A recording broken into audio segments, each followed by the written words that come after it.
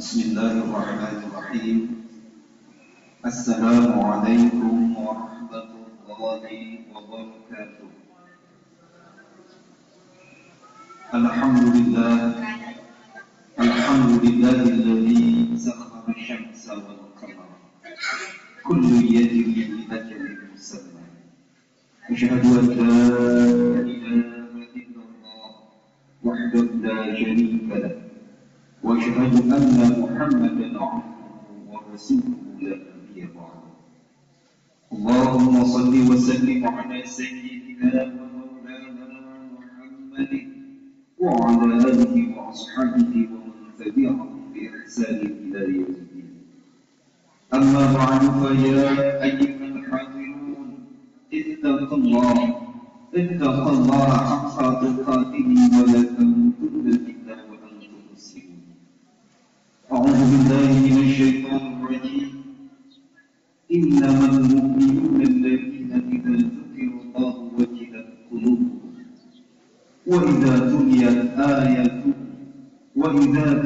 'alaihim ayatuhu zadatuhum imanan wa 'ala rabbihim yatawakkalun. Ma'asyiral muslimin wa zumratal mu'minin rahimakumullah.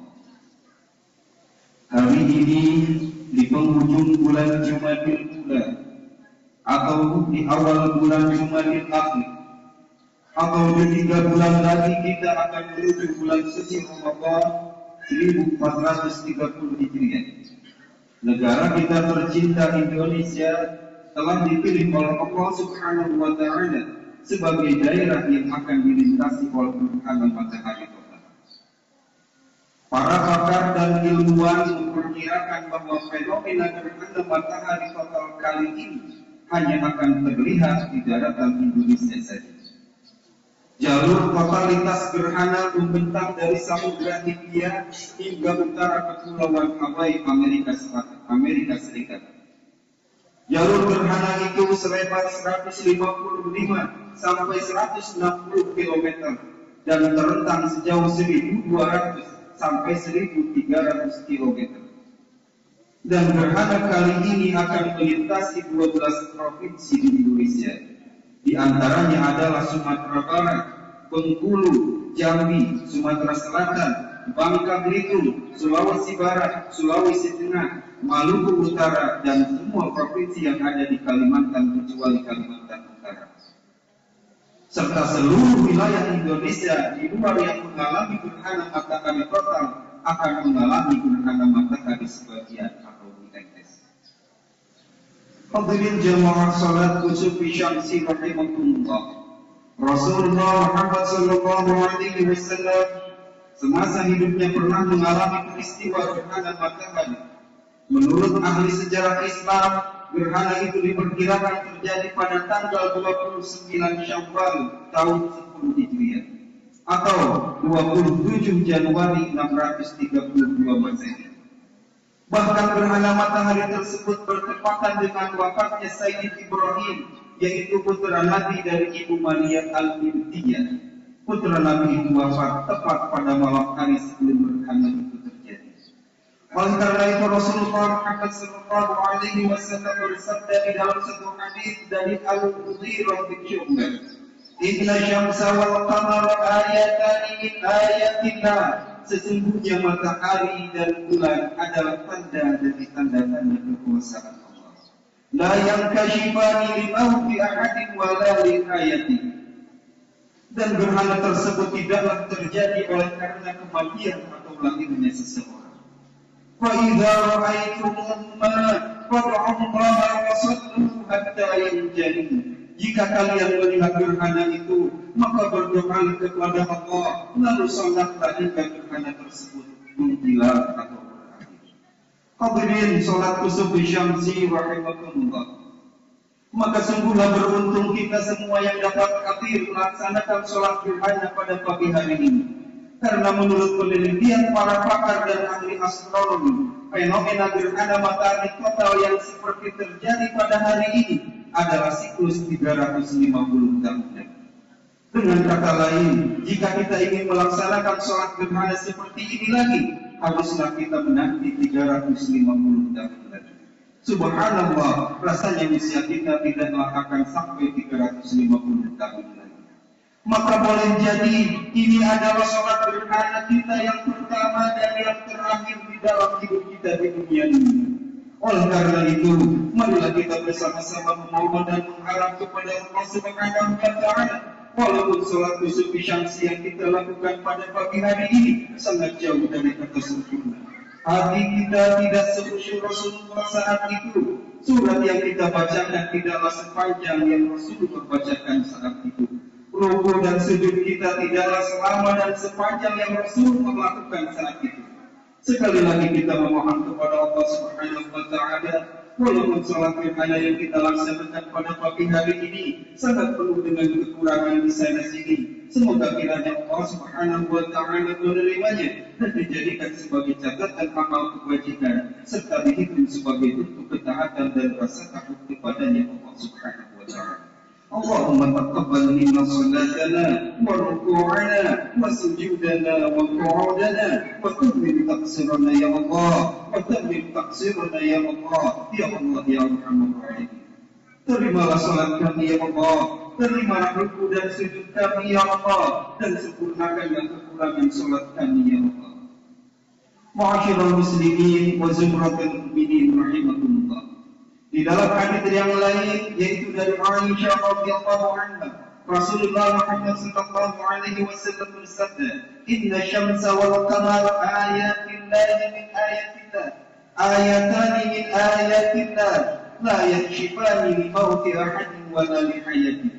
Wa idza ra'aytum dzalik fad'u Allah wa kabbiru wa sallu wa tasaddaqu." Sesungguhnya matahari dan bulan adalah dua tanda dari tanda-tanda kekuasaan Allah Subhanahu wa Ta'ala. Gerhana ini tidaklah terjadi karena kematian atau lahirnya seseorang. Maka jika kalian melihat hal tersebut, berdoalah kepada Allah, bertakbirlah, kerjakanlah sholat gerhana dan bersedekah. Maka oleh karena itu, dari penjelasan hadis di atas tadi, segeralah kita tinggalkan kebiasaan-kebiasaan lama, mitos-mitos atau hal-hal yang berbau klinik dan mistis seputar gerhana. Misalnya ketika terjadi gerhana, seorang perempuan yang sedang mengandung harus bersembunyi di bawah kolong tempat tidurnya, atau banyak lagi mitos-mitos lainnya. Justru hal yang sangat dianjurkan oleh Rasulullah SAW adalah ketika gerhana terjadi maka perbanyaklah berdoa, bacalah takbir dan keluarlah dari rumah untuk melaksanakan sholat gerhana. Kemudian setelah selesai melaksanakan sholat gerhana, bagi yang sedang mempunyai kelebihan rezeki saat ini sangat dianjurkan untuk memperbanyak sedekah dan berbagi rezeki dengan atau kepada orang yang berhak menerimanya. Abu Musa al-Ash'ari radhiyallahu anhu menuturkan bahwa pernah terjadi gerhana pada zaman Rasulullah SAW. Nabi lantas berdiri takut karena khawatir akan terjadi hari kiamat. Sehingga beliau pun mendatangi masjid. Kemudian beliau mengerjakan sholat dengan berdiri, ruku dan sujud yang lama. Aku belum pernah melihat beliau melakukan sholat yang demikian. Nabi Shallallahu Alaihi Wasallam lantas bersabda, sesungguhnya ini adalah tanda-tanda kekuasaan Allah yang ditujukannya. Gerhana tersebut tidaklah terjadi karena kematian atau karena hidupnya seseorang. Akan tetapi Allah menjadikan yang demikian itu untuk menakuti hamba-hambanya. Jika kalian melihat sebagian gerhana tersebut, maka bersegeralah untuk berzikir, berdoa dan beristighfar memohon ampun kepada Allah Subhanahu wa Ta'ala. An-Nawawi rahimahullah menjelaskan mengenai maksud kenapa Nabi Sallallahu Alaihi Wasallam merasa takut dan khawatir akan terjadi hari kiamat. An-Nawawi rahimahullah menjelaskan dengan beberapa alasan, di antaranya adalah gerhana tersebut merupakan tanda yang muncul sebelum tanda-tanda hari kiamat, seperti terbitnya matahari dari barat atau keluarnya Dajjal. Atau mungkin saja gerhana tersebut merupakan sebagian dari tanda kiamat. Maka oleh karena itu, dengan peristiwa gerhana ini, hendaknya seorang muslim merasa takut kepada Allah Subhanahu wa Ta'ala, merasa khawatir akan tertimpa oleh azabnya. Nabi Shallallahu Alaihi Wasallam saja sangat takut ketika gerhana itu terjadi. Padahal kita semua tahu bahwa beliau Shallallahu Alaihi Wasallam adalah hamba yang paling dicintai oleh Allah Subhanahu wa Ta'ala. Lalu mengapa kita hanya melewati fenomena gerhana matahari ini hanya dengan perasaan yang biasa-biasa saja?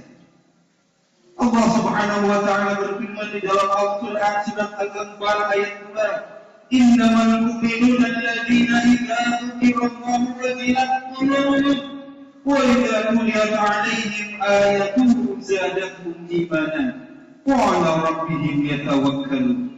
Sesungguhnya orang-orang yang beriman ialah mereka yang apabila disebutkan nama Allah di sisinya, gemetarlah hati mereka.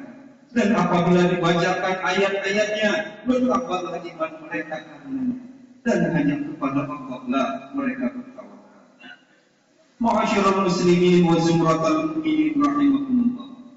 Di antara isi khutbah Rasulullah sallallahu alaihi wasallam ketika gerhana pada saat itu adalah Rasulullah Muhammad sallallahu alaihi wasallam bersabda, "Ya ummat Muhammadin, wallahi law ta'lamuna ma a'lamu la dhahiktum qalila wa la bakaitum katsiran." Wahai umat Muhammad, demi Allah, jika seandainya kalian mengetahui apa yang aku ketahui, pastilah kalian akan sedikit tertawa dan pastilah kalian akan banyak menangis. Khutbah Nabi di atas sungguh sangat mengandung arti dan makna yang sangat dalam. Betapa kita telah jauh bertolak belakang dengan sikap dan perilaku Rasulullah SAW, yang setiap malamnya air mata beliau selalu berlinang mengharap ampunan dan ridhonya Allah Subhanahu wa Ta'ala. Padahal Rasulullah SAW telah dijamin oleh Allah mendapatkan ridho dan surga. Sementara kebanyakan manusia di dunia ini setiap detik, setiap menit, setiap jam dan setiap hari hanyalah mengejar dunia saja. Bahkan mereka kebanyakan dari manusia rela mengeluarkan biaya besar hanya untuk bersenang-senang, memperbanyak tertawa, hura-hura dan bahkan berpesta pora. Dalam satu hadis diceritakan bahwa malaikat Jibril pernah berwasiat kepada Rasulullah SAW. Jibril berkata, "Ya Muhammad, ish ma syi'ta." Wahai Muhammad, silahkan engkau hidup di dunia ini sekehendakmu. Hidup bebas tanpa adanya batas, hidup tanpa adanya aturan dan ketentuan. Tetapi ingatlah, hakikatnya tidak ada manusia yang abadi, tidak ada manusia yang akan hidup kekal selamanya di dunia ini. Wa innaka mayyitun, maka sungguh engkau akan mengalami proses kematian. Kemudian Jibril berwasiat kembali kepada Nabi, "Wahbib ma syi'ta." Silakan engkau Muhammad cintai siapa dan apa saja di dunia ini. Tetapi ingatlah, fa innaka mufarriqu, maka sungguh engkau akan berpisah dan akan meninggalkannya. Istri dan anak yang kita cintai, kita sayangi, suatu saat tidak akan meninggalkannya, atau bahkan mereka yang akan meninggalkan kita. Tumpukan harta yang selama ini kita kumpulkan, suatu saat pasti akan kita tinggalkan. Rasulullah mengingatkan kepada kita, apabila manusia mengalami kematian, maka yatba'ul mayyita thalathatu. Hanya ada 3 hal yang akan mengikuti mayit di dalam kematian. Yang pertama, ahluhu wa maluhu, ahli keluarganya dan hartanya. Amal kebajikan dia ketika itu. Hanya 2 yang akan kembali tidak menemani dia. Yang mana yang tidak mau ikut, maluhu wa ahluhu, harta dan keluarganya. Yang tetap setia menemani di dalam kubur adalah amal kebajikan ketika dia. Yang menjadi masalah dan pertanyaannya adalah, amal yang manakah yang akan ikut ke dalam kubur, amal baik atau amal buruk? Jika amal baik yang ikut ke dalam kubur Dia akan menemani kita, bahkan akan menolong kita dari segala kesusahan di alam kubur. Namun, bila amal buruk yang ikut kita ke dalam kubur, astagfirullahaladzim, dia akan menemani kita dengan godaan dan siksaan dari munkar dan nakir. Hadirin jamaah salat kusufi syamsi rahimakumullah. Tidak dalam kehidupan terkecuali pasti akan menemui kematian. Dia dalam perkumpulan terkecuali akan mengalami perpisahan. Semua yang berada di atas tanah akan dikembalikan ke dalam tanah. Sebesar dan semewah apapun gedung dan rumah, tetap saja akan mengalami kehancuran. Tiada beda antara si kaya dengan si miskin, pejabat atau budak, tua ataupun muda, lelaki ataupun perempuan, terhormat mulia atau penjahat keji, semuanya sama akan kembali ke dalam bumi sebagai bangkai yang tak bernyawa dan akan siap disantap oleh cacing atau binatang di dalam tanah. Ini semua merupakan perlambang bahwa Dialah Allah Subhanahu wa Ta'ala yang Maha Tunggal, yang Maha menguasai keabadian dan kehidupan. Akhirnya dari mimbar yang mulia ini, khatib yang fakir berwasiat kepada para jemaah semuanya, marilah kita tingkatkan ketakwaan kepada Allah Subhanahu wa Ta'ala dan selalu berbuat kebaikan apapun yang dapat dan mampu kita lakukan. Semoga peristiwa gerhana matahari ini semakin memperkuat dan mempertebal keimanan kita kepada Allah Subhanahu wa Ta'ala. Dan semoga gerhana yang terjadi pada hari ini, yang hanya di negara kita Indonesia ini, akan membawa perubahan ke arah yang lebih baik untuk negara kita tercinta ini. Marilah kita khusyukkan hati, tengadahkan kedua belah tangan kita, penuhi relung jiwa kita dengan keikhlasan serta pengharapan kepada Allah Subhanahu wa Ta'ala. Allahumma salli wa sallim wa barik ala sayyidina wa habibina wa syafi'ina wa habibina wa maulana Muhammadin wa ala alihi wa ashabihi wa man tabi'ahum bi ihsanin ila yaumiddin. Amin ya rabbal alamin. اللهم اغفر للمؤمنين والمؤمنات والمسلمين والمسلمات الأحياء منهم والأموات من مشارق الأرض إلى مغاربها في برها وبحرها من يمينها إلى شمالها. اللهم إنا نسألك إيمانا كاملا وعلما نافعا وعملا متقبلا ورزقا واسعا زوجا وزوجة صالحة وولدة صالحة. Ya Allah, berikanlah kepada kami keimanan yang sempurna, yang tidak mudah goyah dengan godaan dunia. Ya Allah, berikanlah kepada kami ilmu dan pemahaman yang banyak dan bermanfaat, agar kami hidup, kami selalu terarah dan ada di jalan. Ya Allah, terimalah amal-amal kami, walaupun amal-amal kami sedikit dan jauh dari kata sempurna. Ya Allah, karuniakanlah kepada kami rezeki yang lapang dan luas, agar kami dapat menggapai ridho dengan rezeki yang Engkau karuniakan. Ya Allah, berikanlah dan aku jadikanlah suami-suami kami, istri-istri kami saleh dan salehah, agar kami dapat hidup dengan sakinah di dunia ini. Ya Allah, karuniakanlah atau jadikanlah putra-putri kami saleh dan salehah. Allahumma inna nas'aluka husnal khatimah wa na'udzu bika min su'iha wa anta tawaffana 'alal iman wal taubat. Ya Allah, jadikanlah akhir dari hidup kami baik atau husnul khatimah. Ya Allah, kami mohon perlindungan kepada Engkau ya Allah dari akhir hidup kami yang buruk atau su'ul khatimah. Dan wafatkanlah kami ya Allah, wafatkanlah kami ya Allah, wafatkanlah kami ya Allah di dalam keadaan beriman kepadamu dan setelah mendapatkan ampunan darimu ya Allah. Irhamna ya arhamar rahimin, ya warijatna wa ya kashifat Allah, ilman li'abdi yaghfir wa yarham wa ya nafi'al bala'i ya Allah, wa ya nafi'al bala'i ya Rahman, wa ya nafi'al bala'i ya Rahim. Irfa' lana 'anil bala'i wal ghadab. Ya Allah yang Maha memberikan jalan keluar dari segala bingung dan susah. Ya Allah yang Maha pengampun lagi Maha pengasih, jauhkanlah kami dari mara bahaya dan kecelakaan. Jauhkanlah kami dari segala macam wabak, penyakit serta virus listrik yang mematikan. Da'wahum fiha subhanaka Allahumma wa tahiyyatuhum fiha salam. Wa akhiru da'wahum alhamdulillahi rabbil alamin. Rabbana atina fid dunya hasanah wa fil akhirati hasanah wa qina adzaban nar. Subhana rabbika rabbil izzati amma yasifun wa salamun 'alal mursalin walhamdulillahi rabbil alamin.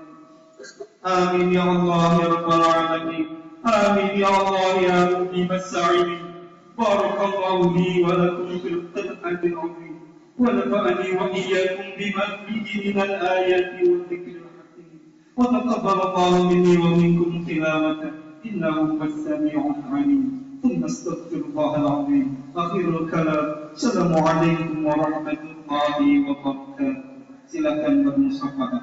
Sallallahu ala Muhammad sallallahu alaihi wasallam. Sallallahu ala Muhammad sallallahu alaihi wasallam. Sallallahu ala Muhammad sallallahu alaihi wasallam. Sallallahu ala Muhammad sallallahu alaihi wasallam. Sallallahu ala Muhammad sallallahu alaihi wasallam. Sallallahu ala Muhammad sallallahu alaihi wasallam.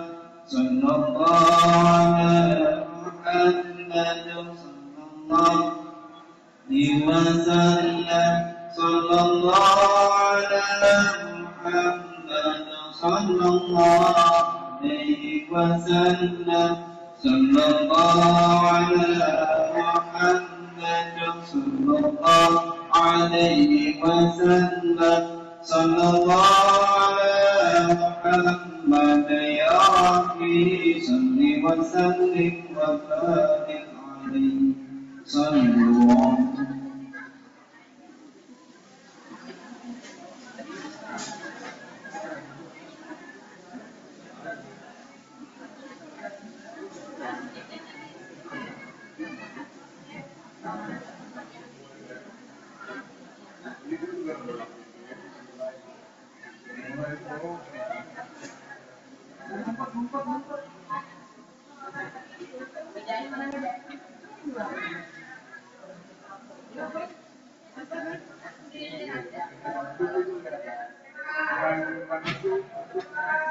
masuk ini Pak. Masuk ini benar.